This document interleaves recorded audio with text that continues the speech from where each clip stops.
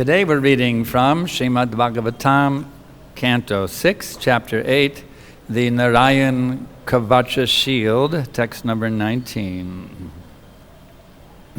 Om Namo Bhagavate Vasudevaya.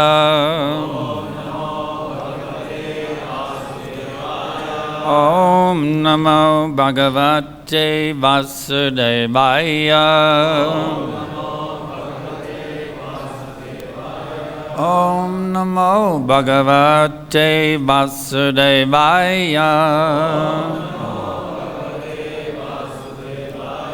Dvaipayana Bhagavan Aprabodhat Buddha Tu Pashanda Gana Pramadat Kalki Kale Kala Malat Prapatu Dharma Avanaya Uru Krita Avatara Dvapayano Bhagavan Aprabodhad Buddhastu Prashanda Gana Pramadat Kalki Kale Kala Malat Prapaptu Dharma Vanaro Rukratavatara Vapayano Bhagavan Aprabodhad Buddhastapashanda Gana Pramodat Kalaki Kale Kala Malat Prapaptu Dharma Vanairo Rukratavatara Dvapayano Bhagavan Aprabodhad Buddhastapashanda Gana Pramadat Kalki Kale Kala Malat Prapaptu Dharma Vanairo Rukratavatara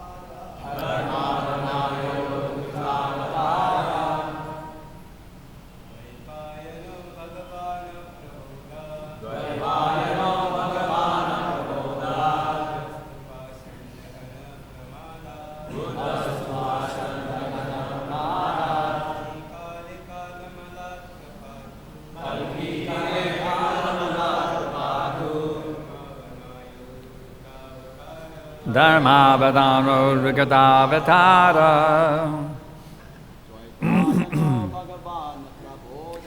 Dapayano Bhagavan Aprabodhad Buddhast Prasasanda Gana Pramadat Kalki Kale Kala Malat Prapaptu Dharma Vanairo Gatanvatara. Ladies, Vapayano Bhagavan Aprabodhad Buddhastupashanda Gana Pramadat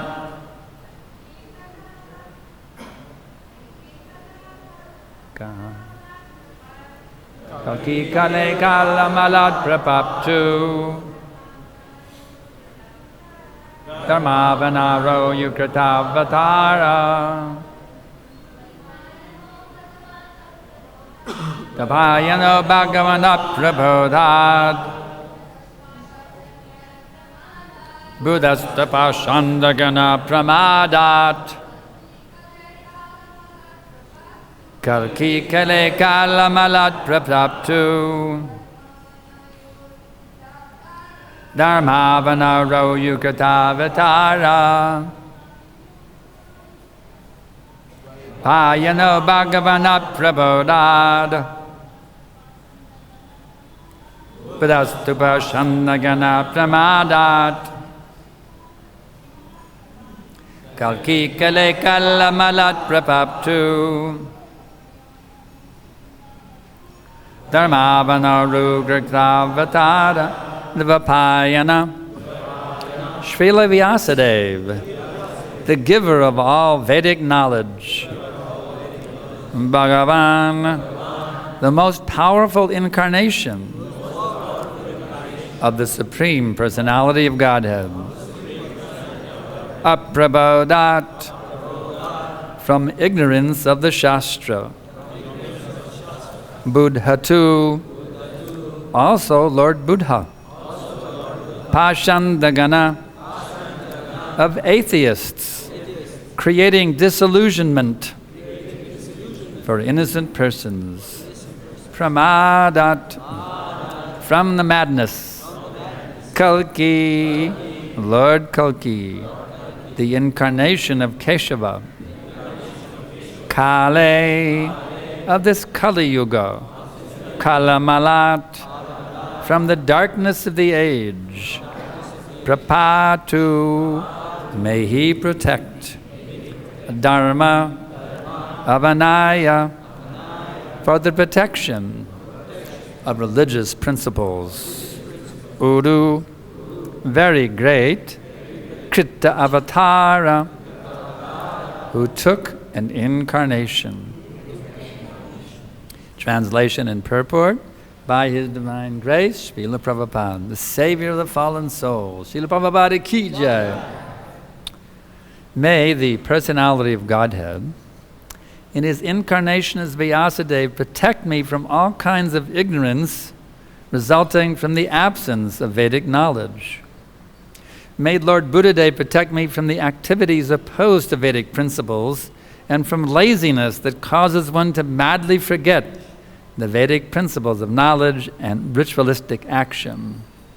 May Kalki Dev, the Supreme Personality of Godhead, who appears in incarnation to protect religious principles, protect me from the dirt of this age of Kali.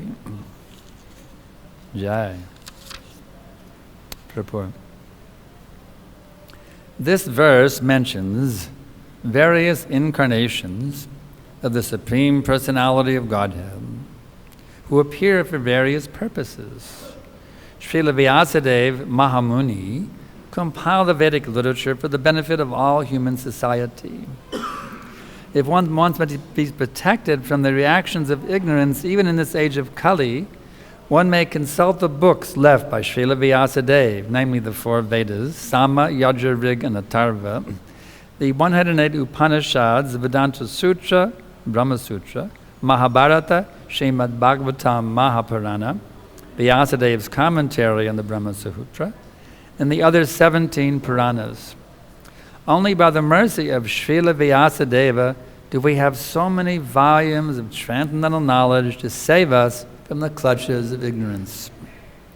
As described by Srila Jayadev Goswami in his Dashavatar Stotra, Lord Buddha apparently decried the Vedic knowledge.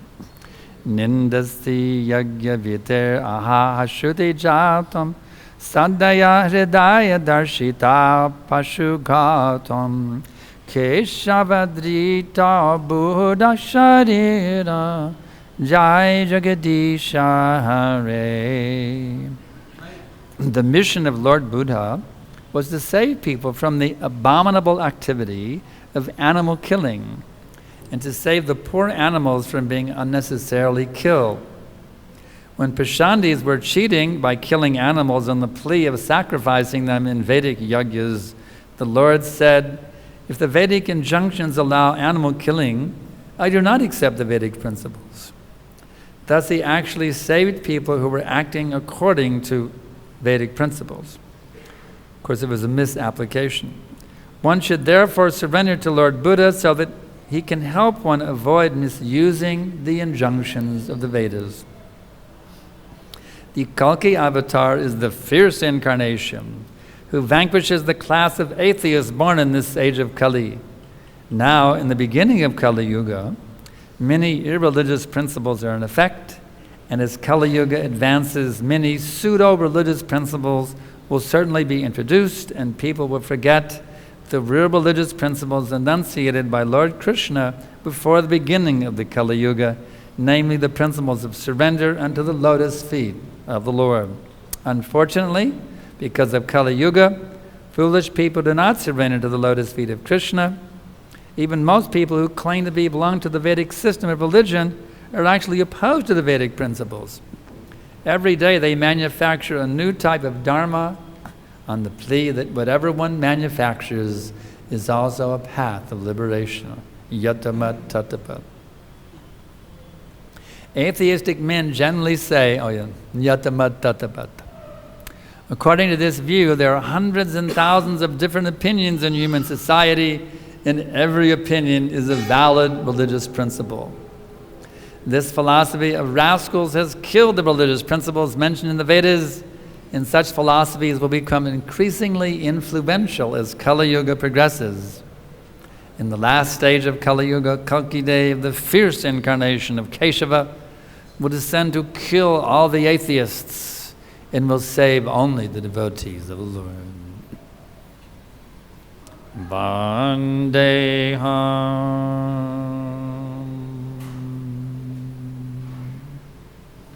Shri Guru Shri Jata Vadakamalam Shri Gurun Vaishnavam Shri Rupa Sagrajata Sahagana Raghunathan Vitam Tam Sajivam Sadaitam Savadutam Parijana Saitam Krishna Chaitanya Deva Shri Radha Krishna Padan Sahagana Lalita Shri Vishakon Vitamscha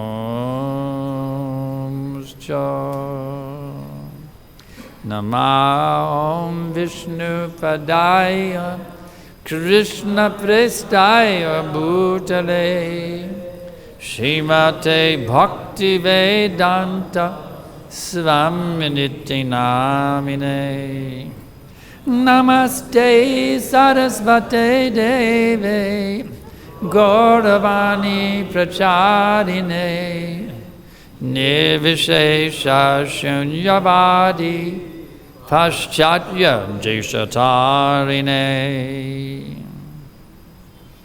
So, where would we be if it were not for these great personalities, incarnations of God, and great pure devotees of God who have come here to save us from this delusion?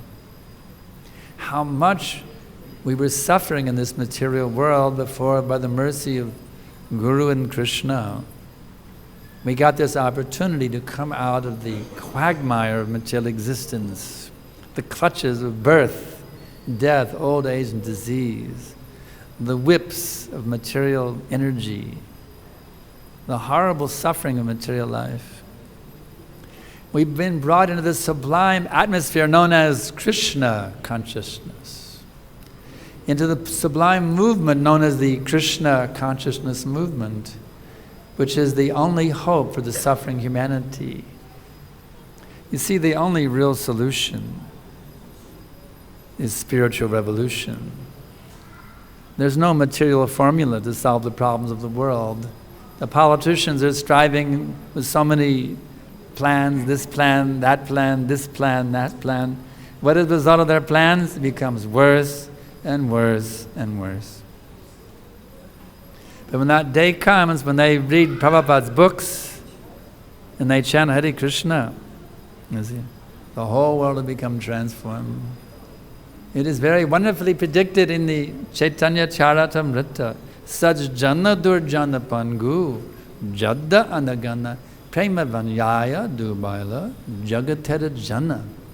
This Krishna consciousness movement, it is prema tsunami, tidal wave of love of God. It will inundate the entire universe, drowning everyone, whether they are pious, impious, lame, invalid, or blind. Everybody will become drowned in this tidal wave. So can you imagine the extent of the good fortune of us who've gotten this opportunity to assist Prabhupada and his assistants in bringing this tidal wave to the suffering souls of this universe? I can't imagine any greater good fortune than this. To be a servant of this mission of Chaitanya Mahaprabhu. It is greater fortune than anything you could ever have in this material world. Even if you had millions and billions of dollars, even if you were a very powerful, famous, prestigious person in this material world, even if you were Lord Brahma himself, nothing would compare or could compare with this opportunity to be a representative of Chaitanya Mahaprabhu, to help bring forward this mission, the Krishna consciousness movement. Can you imagine how fortunate we are? We can't imagine how fortunate we are, Prabhu. Panchagoda Prabhu. We cannot imagine how fortunate we are. We're still dreaming that we're unfortunate in so many ways, you see. Eating, sleeping, mating, and defending. We're dreaming. Actually, we have no misfortune whatsoever. It's only due to illusion we're thinking we're unfortunate. You see. I don't have the position I want, or I don't have the wife or a husband. You know, we feel we're unfortunate in so many ways, you see. But actually, that's an illusion. We have unlimited good fortune just by being able to say Hare Krishna. You see. Hare Krishna, Krishna Krishna, Hare Hare, Hare Rama, Hare Rama, Rama Rama, Hare. This morning I was having a conversation with His Holiness Prahladananda Maharaj. I was really relishing his name. You know what it means? It means one who is blissful like Prahlad in all circumstances. See, Prahlad was put into so many circumstances. He was thrown off a cliff, put in boiling oil, so many, but he was always blissful. So that's a wonderful Prahladananda, which is always blissful like Prahlad, even there's so many severe tests, you see. In spite of all severe tests, he's always ecstatic, you see. And then Maharaj said yes by chanting Hare Krishna, you see. So that's the key, you see. You just have to connect with Krishna. It's not just the name. It's not just the name. It is Krishna himself. If you think there's a difference between the name and Krishna, you're a Pashandi. You're an atheist. Don't be a Pashandi. Have faith. Krishna and his name are the same. When you say Krishna, you're the mood of bhakti. Krishna personally comes. You're directly associating with God. Do you know why the pure devotees are not even thinking they have to go back to Godhead? Prabhupada explains in the Bhagavad-Gita purport. They care for no planet in the material world, nor do they even care for any planet in the spiritual world. Because they're always associating with Krishna. For a pure devotee, the material world and the spiritual world is no difference. Because they directly associate with Krishna in either world, you see. In either place. Krishna is present, fully manifested for his pure devotees.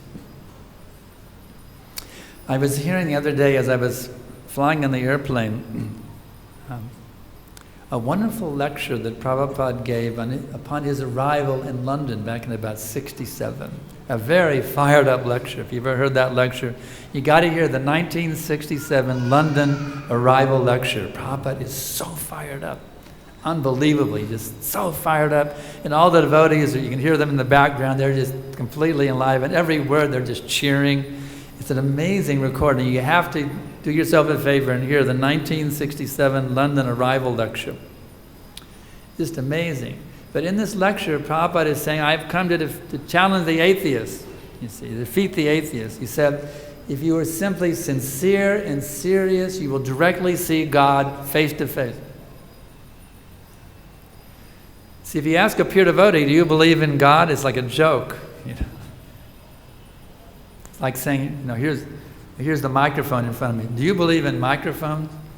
Well, I don't know. See, you don't have to ask a pure devotee. He believes in God. He's directly in contact with God, you see. It's not a matter of faith. It's a matter of experience. Of course, in the beginning, it's a matter of faith. For us beginners, for us neophytes, we have to start off with faith. But when you advance on the path of bhakti, you see, it turns into experience. You're directly experiencing Krishna. This is described in Bhagavad-Gita, bhakti pradashana vibhava bharaktir. There's devotion, there's direct experience of the Lord. And the more that you actually begin to experience Krishna in every thought, in every word, and with every deed, then what happens? Viraktir. You're no longer interested in Maya, you see. For materialists, the pretty girls look pretty good. Oh wow, see, check out that beautiful girl over there, you see, that's the material mentality. But for devotee, they're just a beautiful girl, just a little dim reflection of the unlimited beauty of Krishna, you see. Who needs beautiful girls? I have beautiful Krishna, you see. Bhagavan, you see. Of course, beautiful girls are not rejected. We make them devotees. Prabhupada said, collect all the beautiful girls and give them to Krishna. And he will dance, rasa dance with them, Prabhupada said. Back at 26 Second Avenue, he was saying like that. So we don't reject anything, you see. Our mission is to engage everything in Krishna's service. We want to engage the whole world in Krishna's service. Every country, every city, every town, every village, every person, every last rupee or dollar. We want to see that everything, absolutely everything throughout the whole universe, from Brahmaloka all the way to Patalaloka, and then after this universe, all the other universes too. Why not? We want to see that this whole material world is engaged in Krishna's service, you see. Because a devotee can't tolerate suffering. It's intolerable for him to see somebody is suffering without Krishna consciousness. This is the mood that very much pleases Srila Prabhupada. When you feel compassion for the suffering souls, that's when Prabhupada is the most pleased with you. If you want to please Prabhupada, be in that mood of compassion, you see, and manifest that compassion by going out and chanting, you see. Hare Krishna for the public. Going out with Prabhupada's books, manifest that compassion. You say, well, I don't feel any compassion. Well, just go out anyway. Go out and chant in the public. Go out and distribute the books. And then the feelings of compassion will come. You see, if you don't feel the compassion, act as if you were compassionate, on the order of your spiritual master, you see. Manifest activities of compassion, and the natural compassion you have within your heart will begin to awaken. And when you awaken that feeling of compassion for all living entities, now you're sharing the mood of Lord Chaitanya. It's described in the Chaitanya Charitamrita that Lord Chaitanya is in great anxiety to see the suffering conditioned souls of this world. So one who also takes up that mood of compassion, he's sharing that burden that Lord Chaitanya is feeling, and thus becoming qualified for the special mercy of Lord Chaitanya. So don't just think about your own comforts. You can, little comfort arrangement is okay. Prabhupada said one can live comfortably. So you can make your comfortable arrangements, eating, sleeping, mating, and attending. But don't stop there.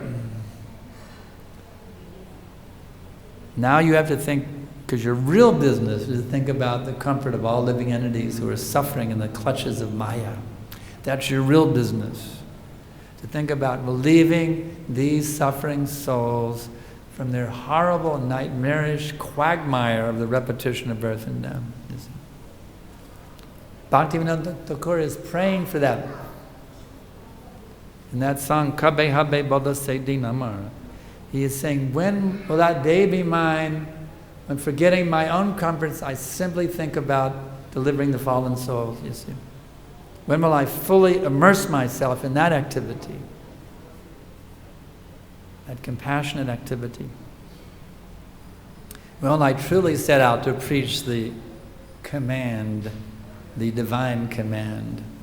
When, oh, when will that day be mine? You see. This is the beauty of the teachings of Bhaktivinoda Thakur. Because here we are, we're caught up in lust, anger, greed, madness, illusion, and envy, and so many types of fear and anxiety, you see. But we can hanker. We can hanker for that pure Krishna consciousness. We can make that our desire, you see. Kabe habbe bolo se dinamar. When, oh, when will that day be mine? Apadatha gucci, shudaname ruchi, kripa bole habe hridoye sanchar. When my offenses ceasing, taste for the name increasing, when in my heart will your mercy shine? Kambe habe bolo se dinamar. When, oh, when will that day be mine? And that way we can lament. I want Shuddha Bhakti, but now my bhakti is mixed with so much crud, you see. Therefore I'm suffering. I'm not tasting the full nectar of Krishna consciousness.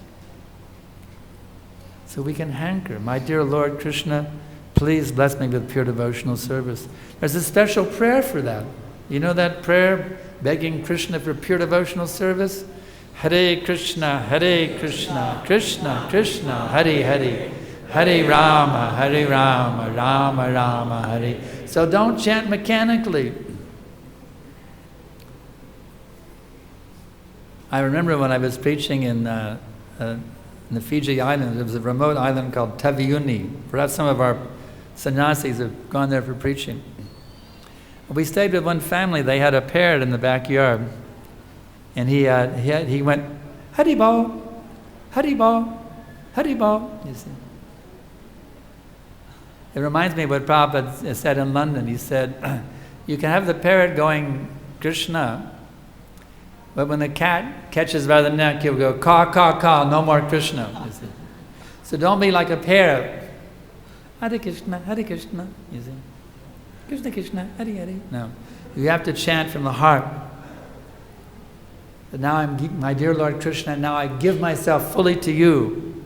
I'm fully surrendering myself to you and begging for pure love for you. Hare Krishna, Krishna Krishna, Hare Hare, Hare Rama, Rama Rama.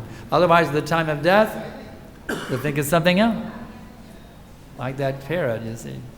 Ka, ka, ka, no more Krishna. So we don't want to have some other thought at the time of death. Because you know, you have to be, Prabhupada actually said, you have to be a pure devotee to go back to Godhead. Of course, Krishna can also help you at the last minute if you're sincerely striving for pure devotional service. But if we're maintaining mixed desires all the way along, don't expect to wake up in Krishna Loka. Don't expect that. You get another material body if you're maintaining mixed desires. You see, we have to strive for pure devotional service. that I got to get rid of this dirt. It's been haunting me, tormenting me for millions of lifetimes, this false sense of enjoyment of the material world. Just kick it out once and for all. I have to get rid of it. I'm sick and tired of being a captive of the material nature. Now I must become the pure devotee, as Prabhupada wants me. You see? Prabhupada wrote me an amazing letter, many amazing letters, but one letter he told me was this. He said, if you will simply serve Krishna with full sincerity of attitude 24 hours a day, Krishna will personally come and answer all your questions. Well, I'm not there yet, but I know that I'm getting there by Prabhupada's mercy. You see? I know that every day I'm getting closer to that point. But I know someday I will see Krishna, and he'll answer all my questions. Until then, I've got to ask for help. Ask my God brothers, ask the other devotees, read the books, pray for answers, you see. But Prabhupada told me Krishna would personally come and answer all my questions when I achieve that state of pure devotional service. So I'm praying, may it come soon. And you please pray that I can also pray for me, and I'll pray for you. But we can all achieve pure devotional service ASAP, because everything else is simply shama eva kevalam, a useless waste of time. We've been playing around with Maya Devi for millions and billions of births, and where did that get us? Another damn rotting material body that gets old, gets sick and diseased, and rots with old age. Why should we continue with this madness? Why do we keep running after Maya Devi, flirting with her, you see? We got to kick it out once and for all and become super serious now. Now I have no other business 24/7 with every thought, word, and deed except to remain fully absorbed in Krishna consciousness. That's it, nothing else. Prabhupada, please bless me. Guru Maharaj, please help me. I can be fully absorbed, absolutely purely absorbed in all times, all places, in all circumstances in pure Krishna consciousness. At the temple, in the commute, at work, in home, at school, out preaching, wherever I may be, may always be and never lose that mood of pure devotional service, even when I'm talking on the mobile phone. You see? So now I can ask if there's some questions, and I may have to have some help to hear what you're saying. There's a question from this effulgent brahmachari back here. Thank you very much for the questions. You pointed Krishna is not different from his name. Krishna is not different from his name. In the feature of Nam Abbas, is the Nam Abbas name also not different from Krishna, or is it the pure name that is? The name is absolute. It's just a matter of how you realize it. Krishna is always, actually Krishna is present everywhere. There's nowhere where Krishna is not present. So even when an atheist says Krishna, Krishna is there. But it's a matter of what is he experiencing, you understand? Krishna is fully present. No matter who's saying the name. It's just a matter of what is your experience of the name. That's the difference. You experience the name fully as a pure devotee. Namabas, you're getting a partial experience of Krishna, you see. It is fully Krishna, but how much are you experiencing Krishna? There's blocks, you see. We're blocked by the modes of nature. We're blocked by the contaminations. But that's Krishna himself. In all cases, Krishna is fully present in those syllables, Krishna. He's fully present. Okay? And you're also mentioning that the pure devotee, he has no desire even to go to the spiritual world. He simply wants to please Krishna, that's right. How does that relate to this stage that's called Lopa or Vilasamani, where one actually has an intense desire to have a particular service in relationship with Krishna, which entails going to a particular planet? Yes. There's a state, in the higher stages of devotion, you actually realize what is your eternal relationship with Krishna, you see, in any one of 5 primary rasas. So the devotee who has desire to serve Krishna is a gopi, a gopa, a rock, a peacock feather, whatever it may be. That's not his own personal desire. That's his desire to do what Krishna wants him to do. How Krishna wants that devotee to relate with him in a certain way. So that's not his selfish desire. That's fully giving in to Krishna's desire for him. You understand? Yeah. He fully realizes he's a gopi, a gopa, a cow, a peacock. Maybe he's maybe he's Krishna's devotee. You see? And he realizes what his actual identity is, and he realizes how Krishna wants him to serve. So then he desires that particular relationship, because that's to please Krishna. It's not some selfish desire, you see. Next question, written question, okay? How can we keep ourselves enthusiastic to chant the japa properly?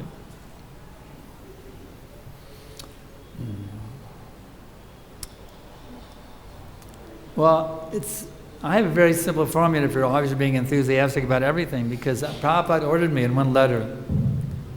He said, it was a very kind letter. He said, I see that you're a very sincere and enthusiastic boy. It's Prabhupada's mercy.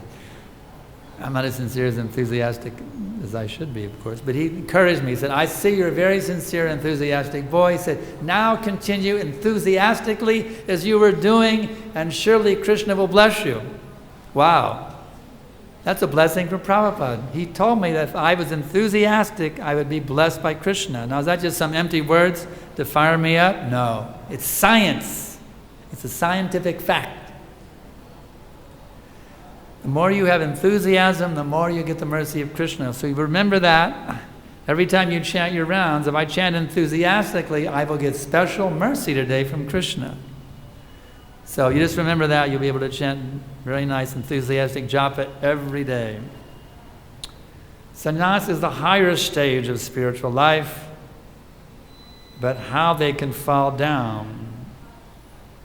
Actually, someone who is truly a sannyasi will never fall down. Only the pseudo-sannyasis fall down. You see? A genuine sannyasi, one who has actually renounced the mood of enjoyment, he will never go back. It's called vantasi, vomit eater. You see? A true sannyasi, he will never fall. Only the pseudo-sannyasis fall down. So time tells who are the real sannyasis and who are the pseudo-sannyasis. Only time will tell, you see. Those who maintain their sannyas. I have many godbrothers who didn't make it. They weren't really cut out for sannyas yet. And I have many who are making it very nicely. You see. I have all respect for anybody who embraces that order. It's a very rigid austerity they're executing. And I have all well wishes for them, and I'm simply their humble servant. But we'll actually see the real sannyasis by those who make it, you see. Throughout the whole life, they never deviate from their vow, you see. So the real sannyasis, they never fall down. Only the pseudo-sannyasis fall down. Okay, next question.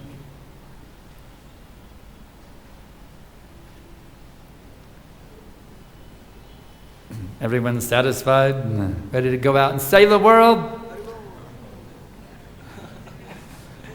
Get out there and save the world. That's your duty, given by Lord Chaitanya. Get out there and distribute those books, flood the holy names everywhere, you see. Just like this devotee here, I forgot your name, Prabhu. That chanting in Union Square Park, is it? Yeah.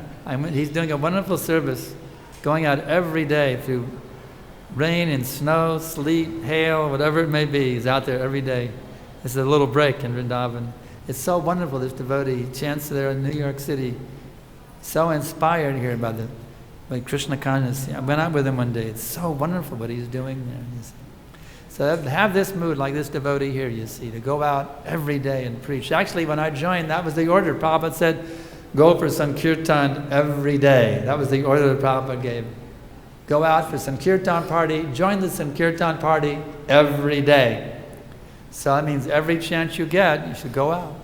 If you're an employee at some company, then you become a weekend warrior, going out with the books and the holy names on the weekends. You see, every chance you get out there and flood this planet with Krishna consciousness, and I guarantee you'll be recognized by Lord Chaitanya, recognized by Krishna, recognized by your spiritual master, recognized by Srila Prabhupada, and all the acharyas. They will bless you unlimitedly if you take up this mood of saving the world.